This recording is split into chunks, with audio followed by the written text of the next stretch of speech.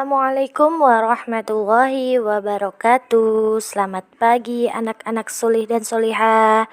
Tak terasa ya, sudah hari Kamis saja. Berarti kita mulai belajar matematika. Bagaimana kabar kalian semuanya? Pastinya dalam keadaan sehat ya nak? Sebelum belajar, yuk kita berdoa terlebih dahulu. Raditu billahi robba wa bil islami dina wa bi muhammadin nabiyya wa rasula rabbi zidni ilma warzuqni fahma amin. Yuk persiapkan alat tulis kalian, buku paket matematika dan alat tulis. Hari ini kita masih belajar tentang pengumpulan data KD 3.7, menjelaskan data yang berkaitan dengan diri peserta didik atau lingkungan sekitar serta cara pengumpulannya. Minggu kemarin kita sudah mengenal data dan belajar tentang cara mengumpulkan data. Nah, sekarang kita akan belajar tentang membaca dan menafsirkan data.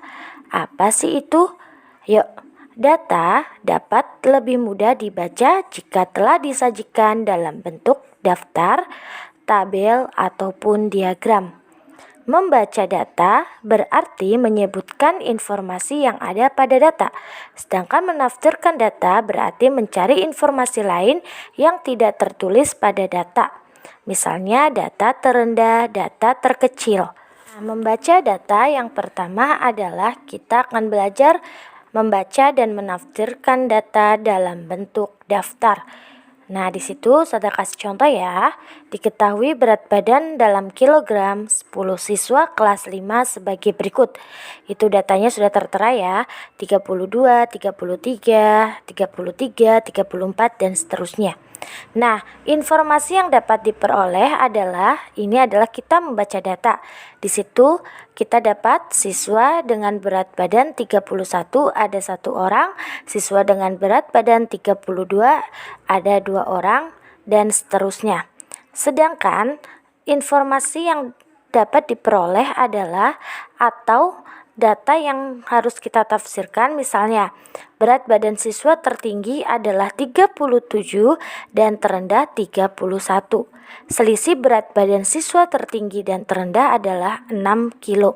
6 kilo dari mana? Dari data tertinggi dikurang data terendah. Yang di bagian atas itu adalah kita membaca data, sedangkan informasi lain yang diperoleh ini adalah menafsirkan data. Gampang kan caranya? Kalian pasti paham dan mengerti. Yang kedua adalah membaca data dan menafsirkan data dalam bentuk tabel. Di situ ada tabel jumlah produk sampah beberapa kota tahun 2017. Misalnya, nama kota A, produksi sampahnya 400 ton, B 250 ton, C 100 ton, dan D 300 ton. Nah, kita disuruh membaca data dari tabel tersebut. Apa yang harus kita peroleh? Misalnya, kota A memproduksi sampah sebanyak berapa? 400 ton, kota B 250 ton, dan seterusnya. Lalu, kita juga dapat menafsirkan data dengan cara produksi sampah yang paling banyak adalah kota apa? Kalian bisa menafsirkan, bisa melihat, yaitu di kota A. Sedangkan produksi sampah yang sedikit ada di kota C. Nah, jumlah produksi sampah keempat kota tersebut sebanyak 1050 ton. Jadi, kita jumlahkan dari produksi sampah kota A sampai kota D. Gampang ya, kita membaca data yang sudah ada dan menafsirkan data yang belum ada. Ya, paham ya? Yang ketiga adalah membaca data dan menafsirkan data dalam bentuk diagram gambar. Beda ya dengan bentuk tabel. Kalau diagram gambar itu pasti ada keterangannya. Misalnya, keterangan satu gambar buku itu adalah mewakilkan 2 buku. Jadi, di situ ada nama siswa dan jumlah buku. Mita terdiri dari berapa gambar buku itu? 4. Terus Bayu ada berapa itu gambarnya? Ada 2. Fitri ada berapa gambarnya? 3. Edo 1. Ajeng ada 5. Nah, dari ini kita dapat membaca data. Mita memiliki berapa buku cerita? Nah, tadi kan di situ sudah ada keterangannya. Satu buku itu mewakili berapa? 2 buku. Gambar buku itu mewakili 2 buku. Jadi, nah di situ sudah tulis ya, 2, 2, 2, 2. Jadi 2 kali 4 sama dengan 8. Berarti kalau punya Mita ada 8 buku cerita. Ya, terus selanjutnya kita akan membaca data punya siapa? Punya siapa itu? Di situ ya. Ingat ya, punya Mita itu kita 4 kali 2 sama dengan berapa? 8. Jadi, kalau di dalam diagram gambar ada nama siswanya dan jumlah bukunya. Jadi, dalam diagram gambar yang sebelahnya itu sebuah buku itu mewakilkan 2 buku. Lalu Bayu memiliki berapa buku? 4 buku. Fitri 6 buku, Edo memiliki 2 buku, Ajem memiliki 10 buku. Gampang ya, tinggal dikali-kalikan saja. Lalu kita juga dapat menafsirkan data yang lain. Berarti di situ yang memiliki buku cerita paling banyak siapa? Ajeng. Yang memiliki buku cerita paling sedikit adalah Edo. Lalu jumlah buku cerita yang dimiliki oleh siswa kelas 5 adalah berapa? Kita jumlahkan sebanyak 30 buku. Oke, gampang ya. Gampang kalian pahami. Biasanya kalau diagram gambar itu di bawahnya pasti diberi keterangan. Paham ya? Yang selanjutnya, yang keempat adalah membaca data dan menafsirkan data dalam bentuk diagram batang. Nah, diagram batang itu terdiri dari garis horizontal dan garis vertikal. Nah, garis yang horizontal itu biasanya dituliskan seperti nilai, ya, terus tinggi badan, berat badan, dan sebagainya. Sedangkan yang vertikal itu biasanya ditulis dengan banyak siswa ataupun jumlah siswa. Nah, di sini ada data nilai ulangan matematika siswa kelas 5. Nah, di situ kita bisa membaca dari diagram batang.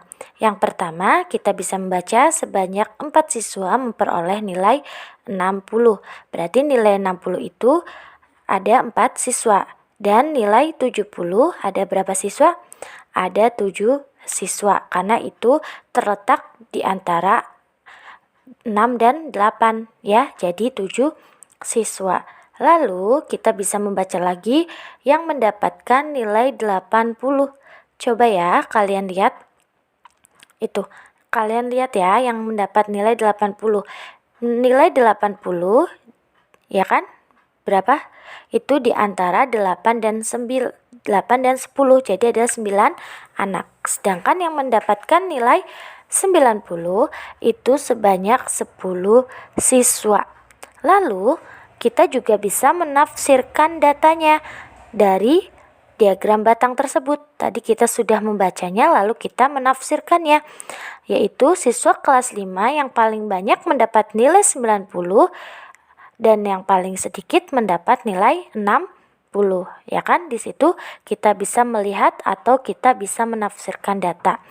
Lalu jumlah siswa kelas 5 seluruhnya kita hitung tuh.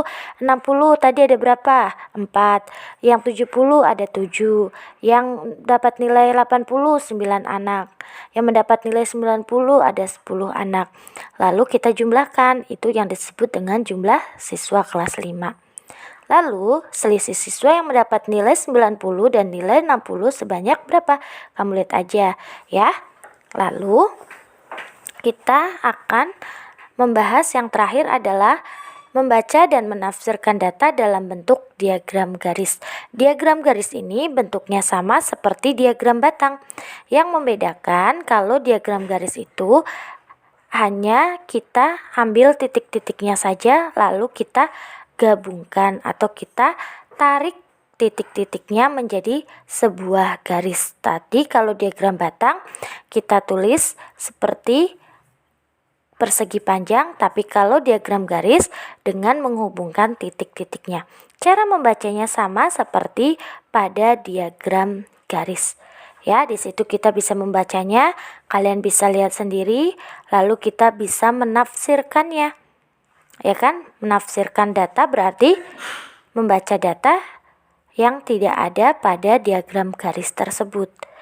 Jadi kita bisa menafsirkan misalnya hasil panen tertinggi pada bulan apa, pada tahun berapa, lalu selisih panen terendah, ya kan, dengan panen tertinggi selisihnya berapa. Terus pada tahun 2017 terjadi penurunan hasil panen sebanyak 5 ton. Dari 2016 ke 2017 itu mengalami penurunan sebanyak 5 ton. Jadi diagram garis dengan diagram batang sama saja gambarnya, tapi yang membedakan adalah bentuknya. Untuk diagram lingkaran, kita akan membahasnya secara khusus minggu depan ya. Nanti di situ ada cara menghitungnya. Jangan lupa materi ditulis di buku matematika sebagai bahan belajar kalian. Alhamdulillah, terima kasih nak sudah mau mendengarkan dan melihat video ini dengan seksama. Semoga kalian paham dan tetap menjaga kesehatan ya nak. Setelah selesai belajar, berdoa terlebih dahulu dengan membaca kafaratul majlis. Subhanakallahumma wa bihamdika asyhadu an la ilaha illa anta astaghfiruka wa atubu ilaih. Ustazah ucapkan banyak terima kasih kepada kalian karena kalian masih semangat dan penuh dengan antusias dalam mendengarkan atau menyimak pembelajaran matematika hari ini. Terima kasih ya nak atas perhatiannya. Jaga selalu kesehatan dan Ustazah akhiri wabillahi taufiq walhidayah. Wassalamualaikum warahmatullahi wabarakatuh.